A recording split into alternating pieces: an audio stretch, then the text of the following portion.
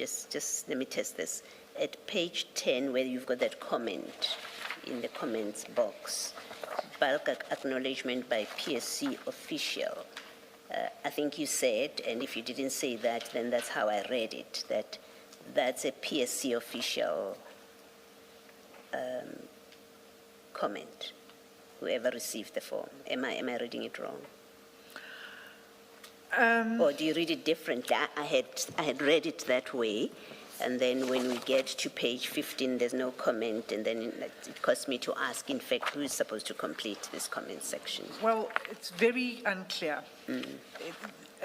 On page 10, it's not clear to me whether it's the official that himself or herself that's annotating this and saying bulk acknowledgement. What is bulk acknowledgement? It seems to me that it might be some other person who says there was a bulk submission of these disclosures and there's a bulk acknowledgement that they've been filed and nothing more. So no scrutiny of the form, merely an acknowledgement that it's being filed.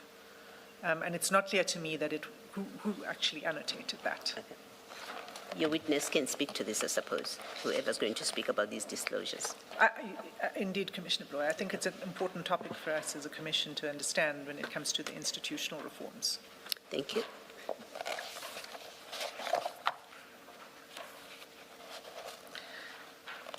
I think I was on the last form, which is 25 to 26. It's unchanged in all of the respects regarding financial interests, regarding the remunerative work, the 3 million. But you'll see under section 3, any other financial interests not applicable and a nil value. Under directorships and partnerships, only one, spares Oasis.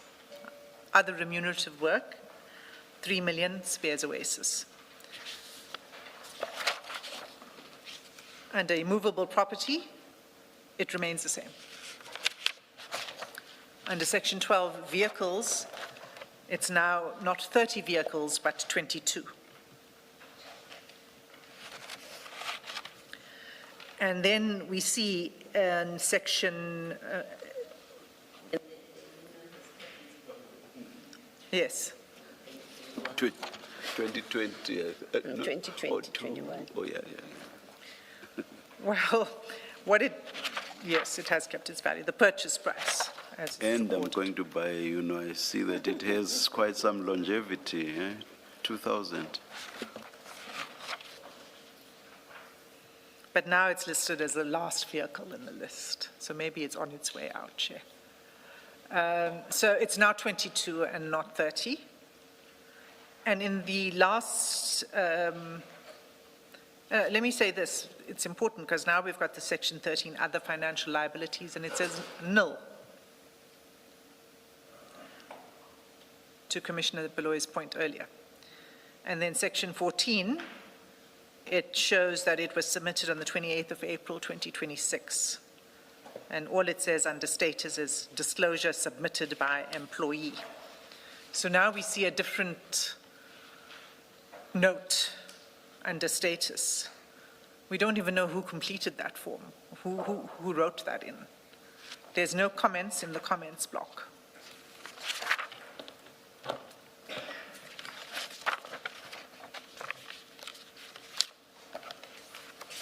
The form is just not,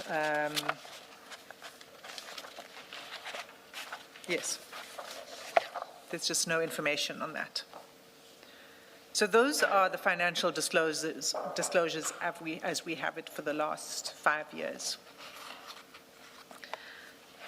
There's a lot for us to deal with on finances. For now, Commissioners, what I wish to submit is that the evidence of his lifestyle and financial interests that we pick up through the chats, but also other information which is contained here, but we are still to deal with it. And we have had some engagement with General Khan's legal representatives on the spreadsheet that's in this folder. And we need to check the figures that's in the spreadsheet because there seems that there are discrepancies to be resolved. And that's why we are not going there now before the Commission, because there's no value in putting up information to the Commission that we are not 100% sure of is accurate. So that will be explored at a later date. But what we can say is that the evidence, as we have it thus far, and put it no further than this, is that it suggests that there's not been a full disclosure of his financial interests in these forms. That's the first thing. But even if it is, even if one were to say that what's contained in these forms is a full disclosure and is accurate, there aren't any other companies, there isn't any other source of income, there isn't any other asset, whatever it may be, it raises serious concerns because the problem is not that we have a police officer, a senior police officer with outside interests. It's not that you may never have an outside interest, and that's not at all what I am suggesting to the Commission. The problem, rather, is that General Khan was a senior crime intelligence officer and is a senior crime intelligence officer, so at the time of the disclosures, and he was earning 2.5 times more a year than his public salary. So on his own version, on his own disclosures, he's earning 2.5 times more a year from a private motor spares business than from his public office. And at the same time, what we've seen from the WhatsApp chats that have gone through since Friday, he's simultaneously involved in discussions concerning the automotive parts procurement. He's talking about procurement officials and access and the like. We've been there already. So even on his own version, there's a concern. It's the amount of income relative to what he earns as a public servant, and then it's the nature of the business. The next concern is that it's not merely a financial interest that comes from it's not just a passive income. At this stage, are we aware of anything more than the 3 million or 3.5 million in terms of income? We have some records, Chair, but I didn't want to go there because we're still clarifying the accuracy of those records. We know that there are many more companies.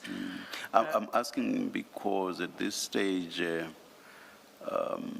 before you are able to talk about income that's more than what we see, let's say objectively,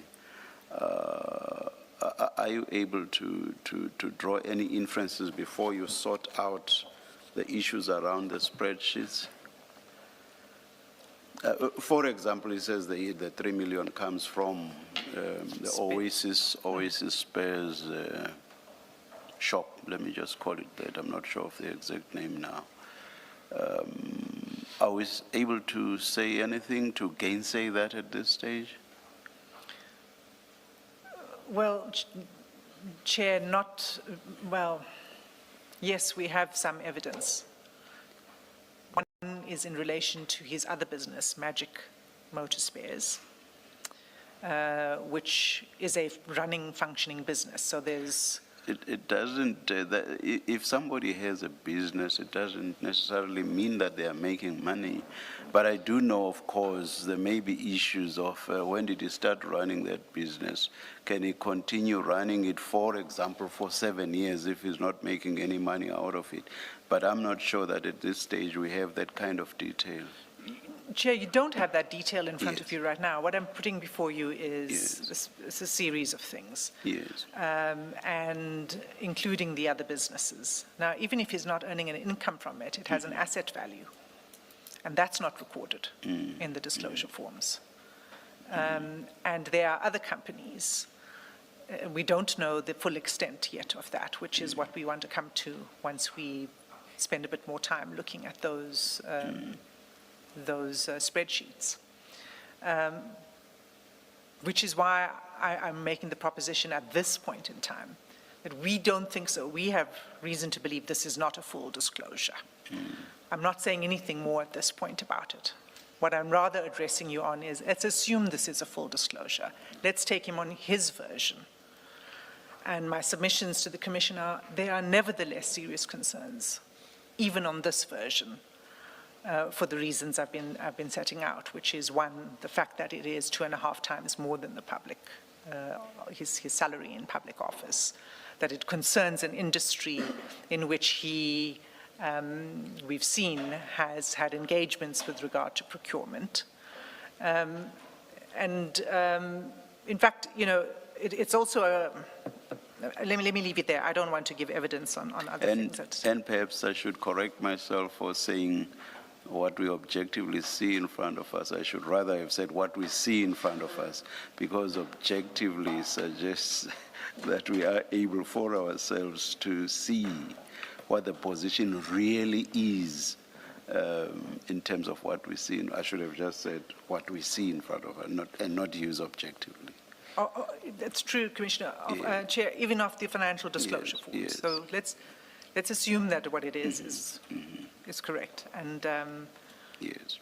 and then my concerns remain, but they're different concerns. So I think the concerns are going to grow, but even at this stage, the concerns remain. We've also seen that this is not, you know, we've seen from the chats that there's a lot of engagement with the businesses. So this is not in the nature of shareholding in a company where you earn a passive income. This is an active business. And again, General Khan may have an explanation, and he may say, we don't know what he may say about it. But it's not that kind of a financial interest where you earn a passive income. And then the final point to be made on these financial disclosures is the one that I began to engage with Commissioner Beloy, and that is an institutional one. What is the purpose of these forms? And is the design of these forms fit for purpose? Who do they go to? Who checks that they are completed properly? What follow-up and consequence management is there? We don't know that yet, but it would seem that this is not a workable or functioning system that lends itself to accountability. And so I think it would be important for us in the time that remains for the Commission at some point to engage with the issue of the financial disclosure forms, but from the view of somebody who has a better knowledge and understanding of how this process is meant to function and what it's meant to achieve, and whether, in fact, in this context, and remember that we're not talking about financial disclosures here of any government department, we're talking about financial disclosures in the SAPS. And so there will be a particular unique requirements, one would think, for these kind of financial disclosures. So for now, Chair, that's what we wish to say on the finances, with the caveat that we're not done with it yet. Advocate Hassim, your first point, you highlighted the fact that General Khan is very senior within crime intelligence. And you state that as a fact. What we don't have is the organogram, the hierarchy within crime intelligence, and what his role entails and where it fits in, and why somebody in that role is so important, and why these disclosures are relevant, because that position is a particular position where that person deals with these types of issues.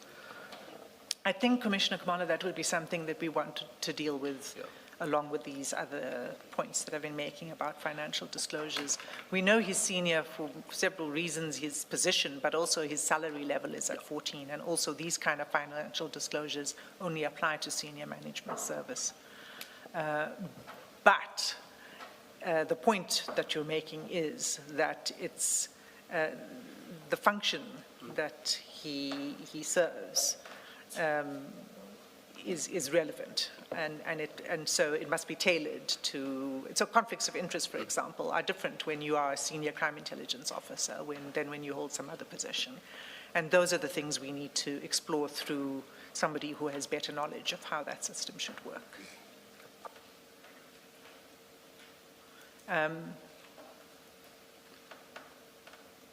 So, Chair, that's for now, that's it from me. I will be back, but the next chapter is going to be presented by Mr. Chaskalson. And I think if we were able to take a short adjournment to allow him to set up, that would be appreciated. Let's adjourn, we'll come back when we are told to. Thank you, Chair.